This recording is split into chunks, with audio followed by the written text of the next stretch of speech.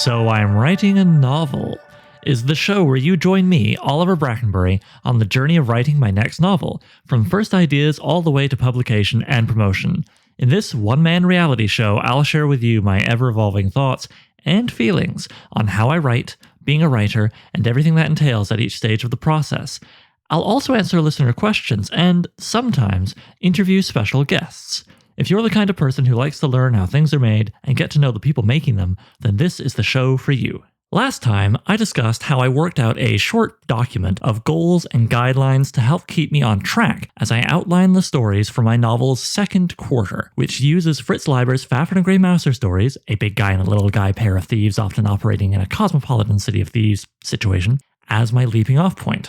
Before I got to outlining those stories, I thought it'd be wise to spend time figuring out what the little guy to my protagonist's big guy would be, as well as the city their adventures would be based in, even though I know I'll continue to figure out details about both when I'm outlining, writing, and editing. Today, I'm going to focus on literally making a new best friend. The Grey Mouser to Vaux's Fafhrd, the little guy to her big guy, a co-protagonist with Vaux for roughly a quarter of the novel, someone I want you to become invested in so you'll be invested in their friendship, so it'll make you feel something when they bond or fight, win or lose, and eventually part ways.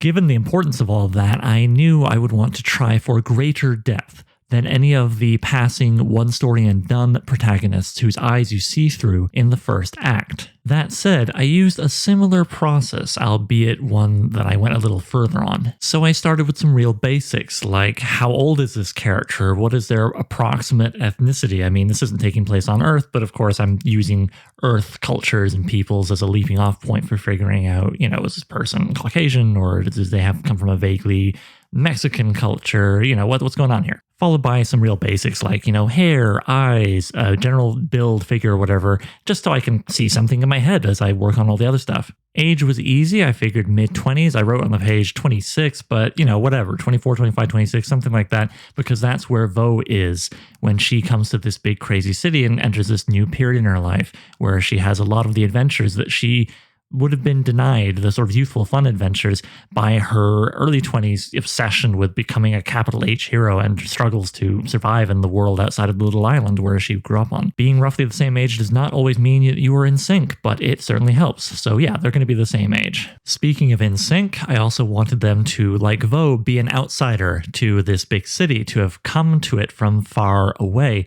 For reasons I'll cover in the next episode, I saw this city as being kind of a big coastal place, vaguely West African, kind of a medieval Lagos or a Benin Kingdom situation. At first, I thought New Best Friend might be, fantasy Middle Eastern, because again, this is not taking place on Earth, but Earth analogs really, get you through the day, especially in Sword and Sorcery. Then I decided to go further afield to fantasy South Central Asia, thinking they'd, broadly speaking, appear like someone from Bangladesh, India, Sri Lanka, that kind of thing. I went this way because I wanted, again, for Vaux and her to be in sync as outsiders, for them to discover the city together, and also for them to be discovering kind of each other, which sounds more erotic, as I said out loud, than I'm going for.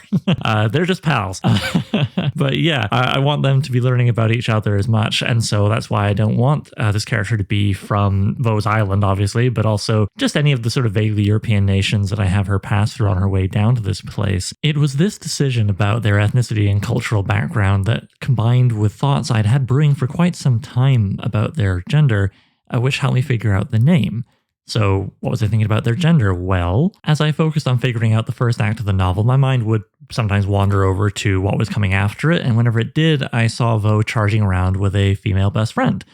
Just, good old-fashioned cis woman, and there's nothing wrong with that, but the fact that when I got here, I thought, well, I kind of defaulted to that in my mind, and I'm always wary of defaulting, anything that feels like that, because it means I'm not really thinking about my decision. It's not necessarily carefully considered. So I thought about it, and I was like, well, it could be a fella, of course, but that just didn't really grab me. So I thought, okay, well, if it's not a fella, if it's not a cis woman, Well, where does that take us? And then I thought, well, what am I writing? I'm writing a sword and sorcery story. I'm writing something rooted in historical adventure tales. And what's a classic trope of historical adventure tales written before a certain year? Well, it's the girl who wants to go on the adventure, wants to slip in with the army or the navy or just on the pirate ship or whatever the heck. And what do? They dress up like a boy, cut their hair short, tighten their clothes in certain areas, loosen it in others, and are like, hello, I'm actually Billy. And sometimes that can be really fun. Sometimes I can go to kind of dark places. Point is, it's a thing in the history of the genre that I'm writing. So I thought, okay. And then I remembered a character I really like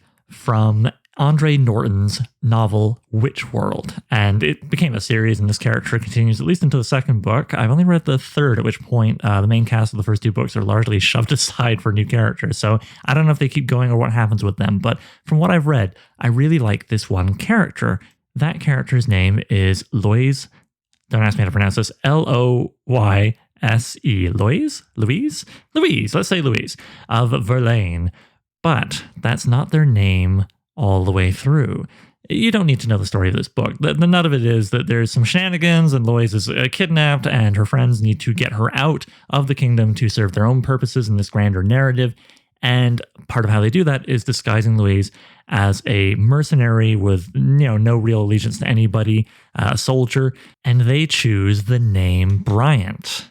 Their pronouns become he, him, not just in dialogue between characters, but in the book as a whole. And in fact, they meet the book's main protagonist as Bryant, and the main protagonist at no point thinks of them as anything else, even when, funny enough, in the sort of long escape that they are undergoing, it makes sense for Bryant to disguise themselves as a comely young woman. And this is their guise until the absolute last bit of this escape, which is involving days of travel. It's quite long.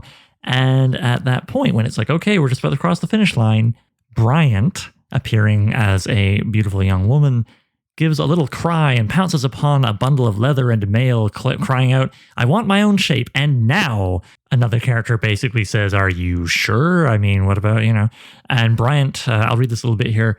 Bryant glowered, gathering an armload of male clothing to him. The pouting lips of his girl's face set stubbornly.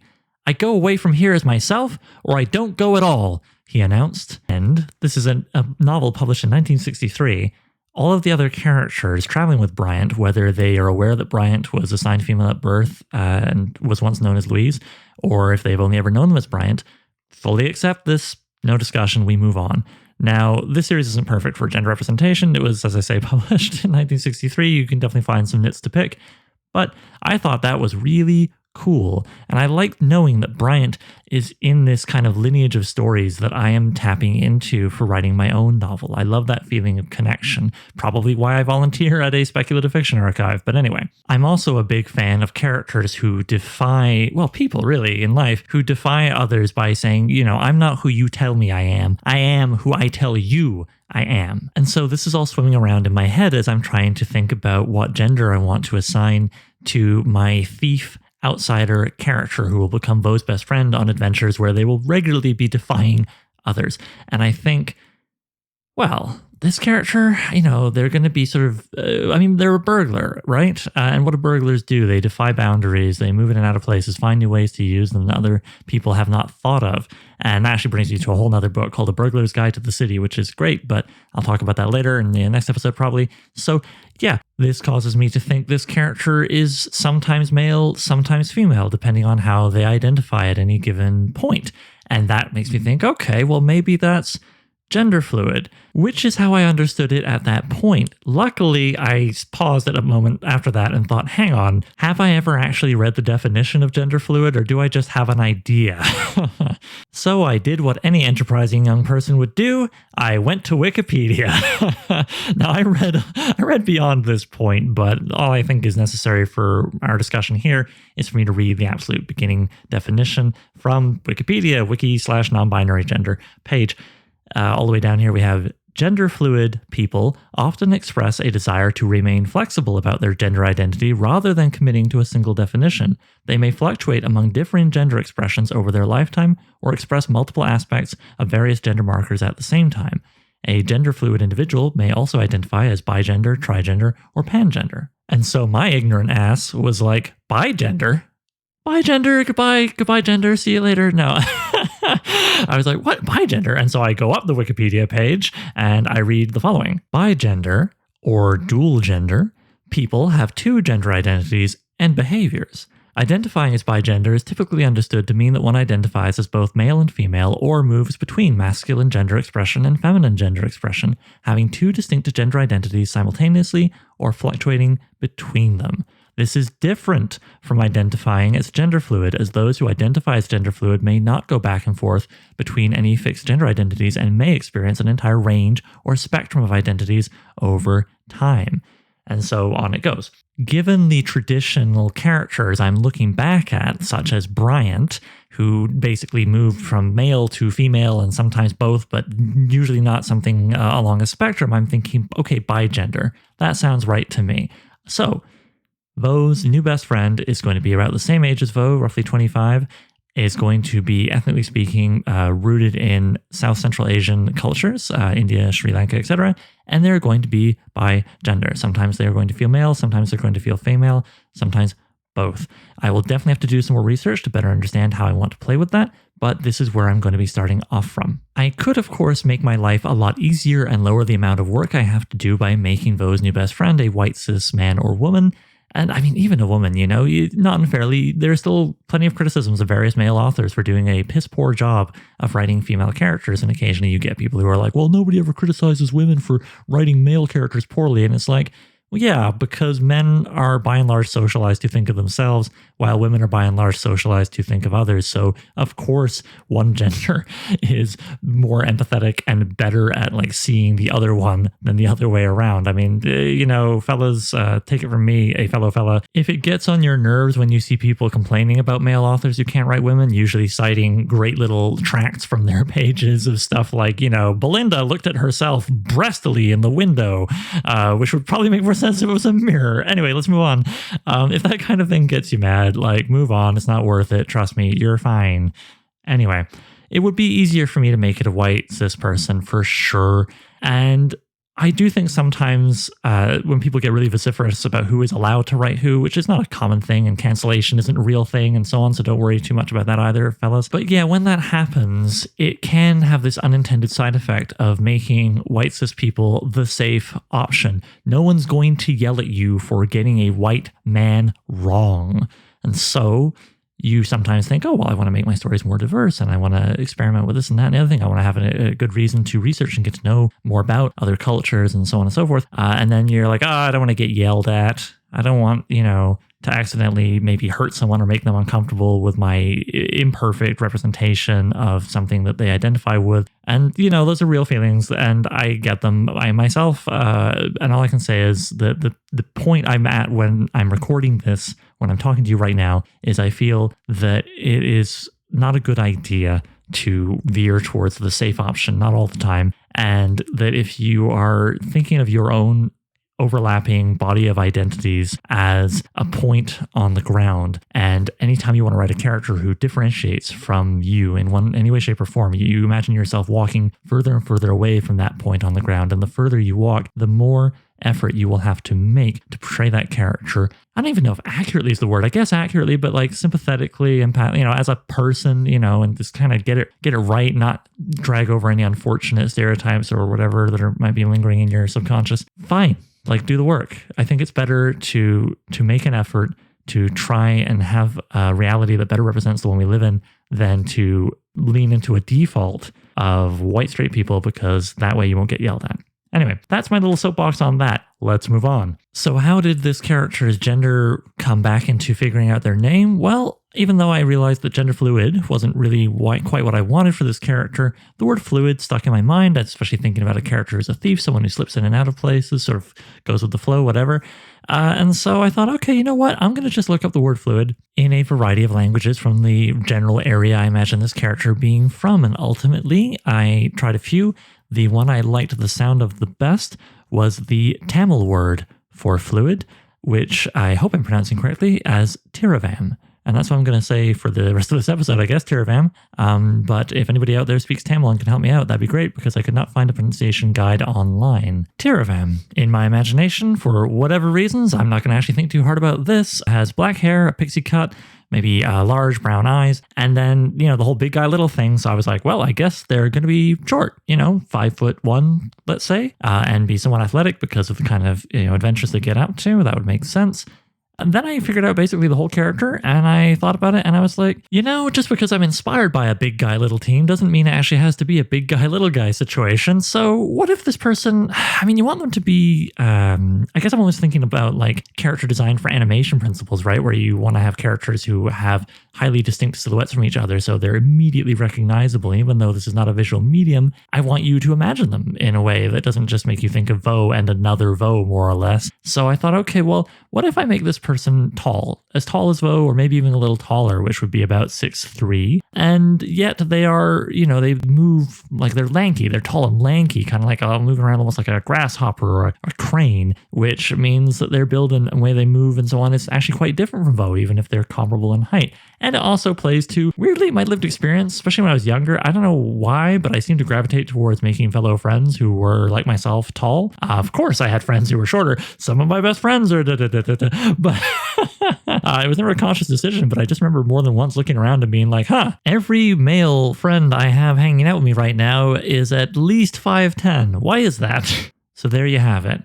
Last little rumble through here, Tiravam, aged roughly 25, ethnicity roughly, South Central Asian, hair black, pixie cut, eyes large brown, figure athletic, slender, tall, lanky. From there, I just wrote down off the dome, and then I wrote as many things as I felt like I knew about this character just from the top of my head without reviewing any notes or anything. Some of these things I felt I knew about Tiravam came from my knowing that I wanted them to be in sync with Vo. For example, both of them are possessed of a great curiosity, which is a big part of what drives them into their adventures together. Other times it came from ways I wanted them to be in opposition to each other, like, for example, Tiravam being not bloodthirsty, willing to kill in self-defense kind of thing, but not bloodthirsty, which is one of the real roots of the conflict which eventually drives them apart at the end of this part of the novel. Some of it came from themes that I identified in Fritz Leiber's writing, which I really liked and wanted to have in my stories. This is why Tiravam cares greatly about friendship and loyalty, as well as honor, integrity, and living the examined life. And some things were just things I had a strong feeling about for reasons I can't really articulate to you. Like how I wanted this character to love a good liminal space, the spaces between things. That's where everything interesting happens. It feels to me like something that they would say. And I knew I really wanted him to be queer AF, as I wrote on the page here. Once I had down everything, off the dome, as it were, I felt, okay, now time to formalize things a little more. And I worked through essentially my interpretation of a process I've discussed many times in the outline episodes for the first act stories, which is from Creating Unforgettable Characters by Linda Seeger, a book that I find quite useful. The first thing that leads me to consider is the idea of there being a paradox at the heart of Tiravam. So I thought about it and I was like, well, this is a character who loves to travel, who I also had decided had fled a noble upbringing where they would have been very stable, but also stuck to the same region for like the rest of their lives. Someone who's come to a big city for adventure, wants to live by their wits and all that good stuff. Everything that suggests constant motion.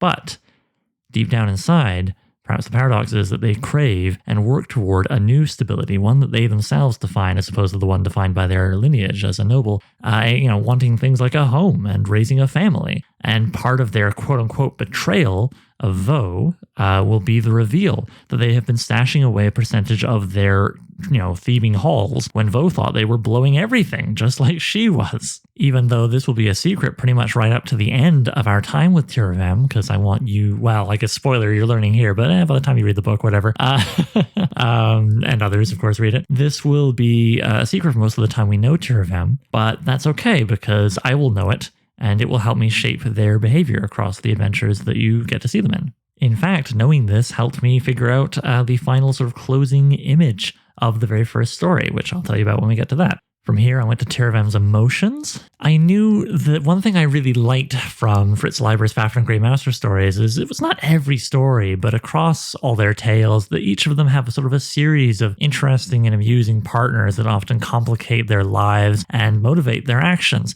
And I liked that, and I thought it would be kind of fun to give Vo and Tiravan like a chain of partners throughout the stories where we get to see them. And I thought, well, what would, with Vo, it's because like she's just kind of having her slutty phase, basically. She's sleeping around. Maybe she finds love, maybe she doesn't, but she's just having fun, busting loose after having been so uptight and trying to be a capital H hero, yada yada. Tiravan, perhaps, could instead be one of those people who loves to love, where every relationship is a big deal and one-night stands, a rare thing for them, are assigned greater significance than they truly merit. And this would be a fun contrast with Vo's behavior, as well as also kind of true to the way a lot of people behave in their 20s, or later. I also want Vo and Tiravan to kind of bring out the best in each other. So I thought about this and thought, well, maybe Tiravan is normally very quick to shoot their mouth off and express frustration, but they find Vo's presence calming. In fact, the more Vo gets wound up, the calmer Tiravan gets, which can wind up Vo further. This, I confess, was lifted from life in one of my earliest romantic relationships. Well, I tend to be a guy, especially when I was in my early 20s, I would tend to be the guy who kind of shoots his mouth off, says what he's thinking, consequences be damned, whatever. And would sometimes, if I got very frustrated, I would let the world know. But my girlfriend at the time that I'm thinking of was like that, only more so. And something about that would just make me get really, really chill, to the point that her friends often would be like, yeah, you're the most relaxed guy I've met. And I'm like, no one's ever said that to me before. So yeah, I mean, even though this is a platonic relationship we're talking about here, with Vo and Tiravan, it's worth remembering that partners often influence each other's behavior. So, okay, love and frustration, or anti-frustration, calm if you will, when in Vo's presence, these felt like some good things to assign to Tiravan. Let's move on. You don't need to think about literally every emotion, right? We're thinking about things that are defining characteristics. From there, I moved on to Tiravan's attitudes. I felt like, Tiravan's coming from like a stultifying, noble, perhaps caste system, right? Because I'm thinking Indian subcontinent here. So they're leaving that, they're rebelling against that. Why? Well, perhaps their attitude is to be very accepting of difference and very anti-class distinctions and other ways of boxing people in. Meanwhile, like I said, I want Tiravan to be really excited about coming to this big city, but I don't want them to be naive, I don't think, not the way Vo is. So for all their troubles, which they aren't blind to, Tiravan loves cities and is a snob about them being the only place worth living, projecting a bit perhaps due to her growing up in, let's say, a remote monocultural setting. She accepts country bumpkins, but doesn't think they're living right. Vo's travels and her coming to settle in my quote-unquote Lankmar, my big city, strike Tiravan as admirable self-improvement.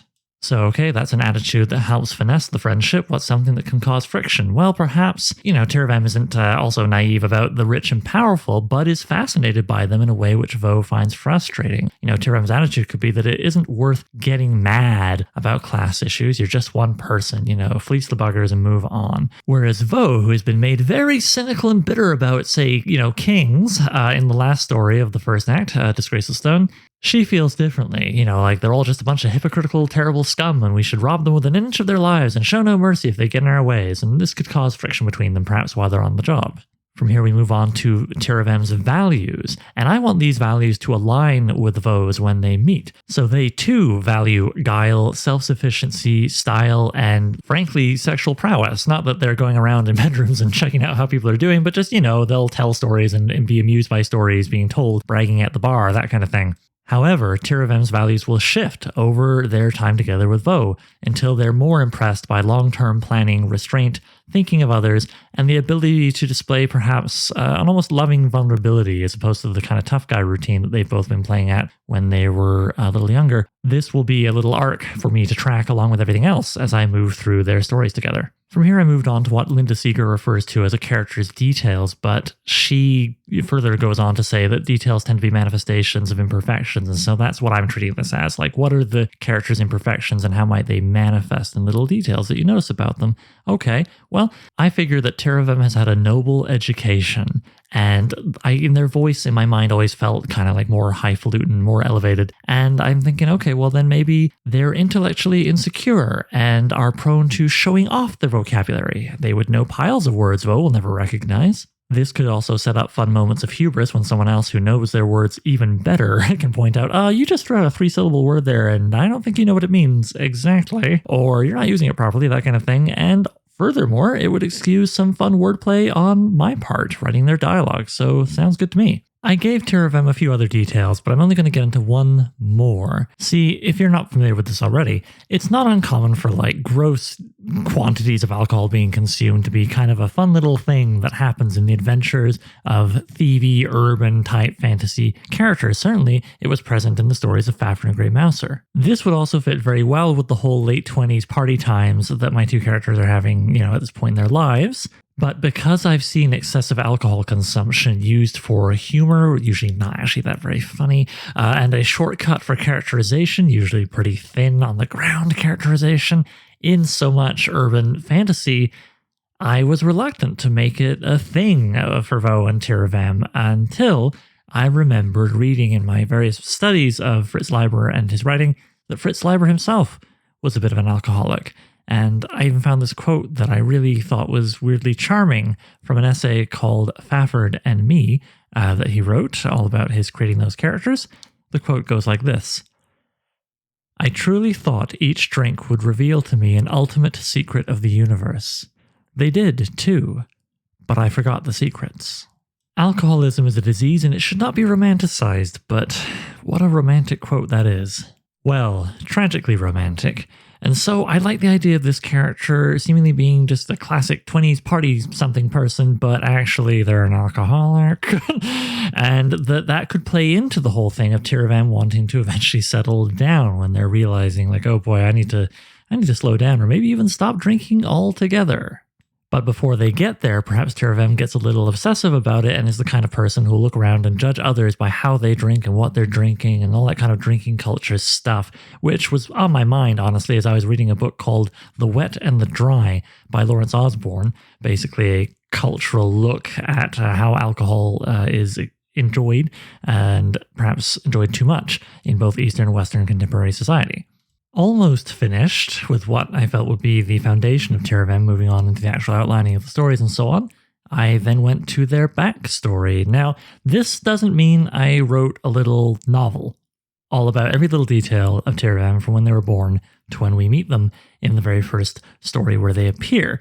Not even close. This is actually a relatively short section for me. This mostly involved me looking at things I already knew about them from the stuff I'd already figured out, and then kind of working backwards and going, okay, well, where might that have come from?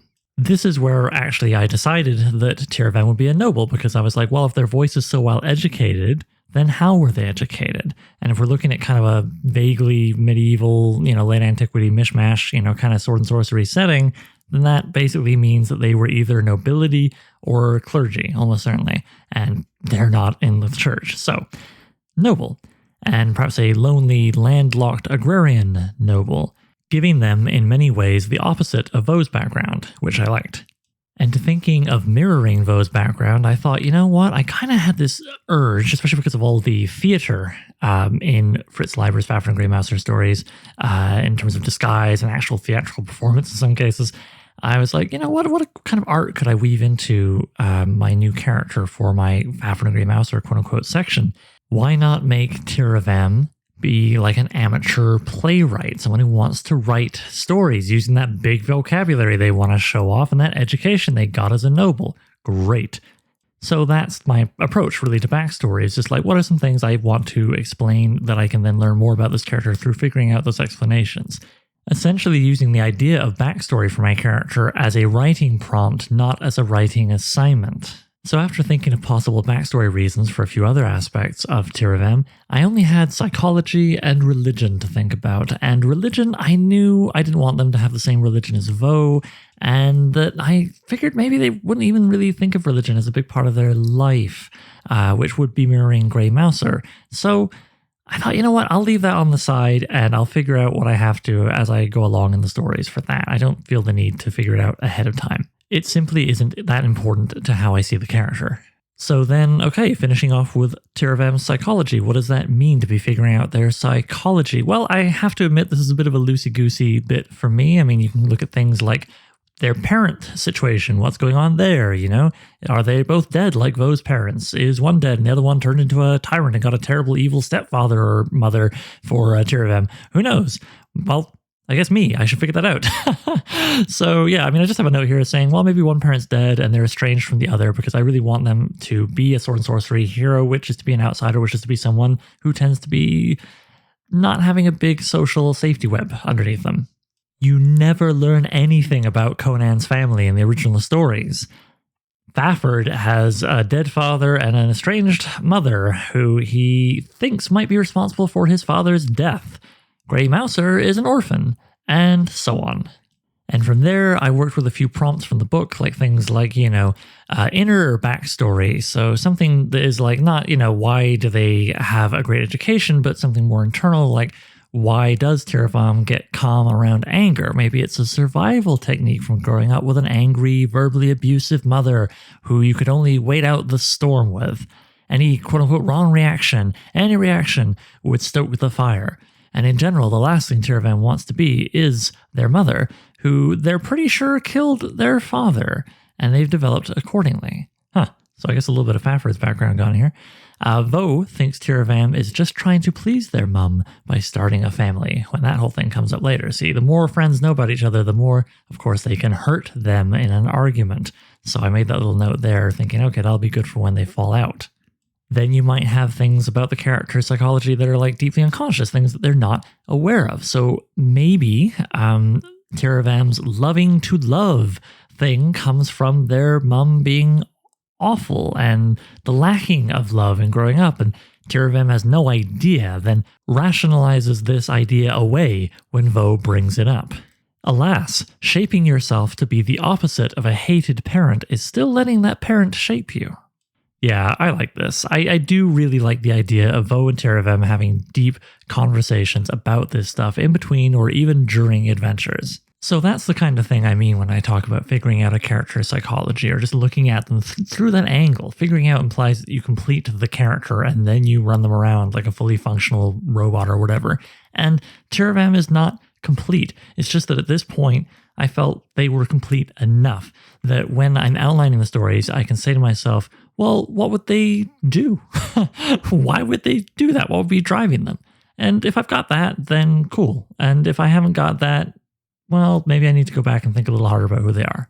And for my purposes, from how I'm seeing them and using them in my stories, they are Vo's new best friend, which is why, as you may have noticed, even right into the psychology bit, I would frequently be saying, well, how could Vo riff off of this in some way or another? But if Thieving were a real person, do you think they would define themselves as the new best friend of somebody? No, they would see themselves as a complete person from their birth to the moment that they're wondering, who am I? Vo and Thieving have an equal partnership, and it's important I remember that when writing them. In their stories, I want to give them roughly equal, point of view, looking over their shoulder, through their thoughts, etc., star time. I want to be a little extra conscious of that old writing trick of putting yourself in the mind of a character who is not the main protagonist of the novel, but will see themselves as the main protagonist in their lives, then making decisions accordingly, decisions which are informed by all this stuff I've been figuring out while literally making a new best friend.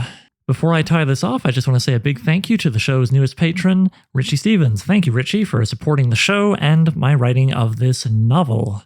So I'm writing a novel. Features original music by Gloria Guns and is hosted by yours truly, Oliver Brackenbury. If you'd like to submit a question, then please email it to soimwritinganovel@gmail.com. Bonus points if you record yourself and send me an MP3 I can cut into the show. Doesn't have to be fancy, using your phone is fine, just keep it clear and concise. You can also holler at the show on Twitter. Look for @so_writing, @so_writing.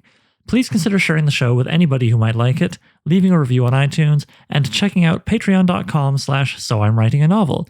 Patrons get to be thanked in the final novel, listen to episodes of the podcast a week early, and even enjoy a bonus podcast called So I Wrote a Novel, where I read and comment on chapters of previous works, starting with my first novel, Junkyard Leopard. Thanks for hanging out with me, and I'll see you soon.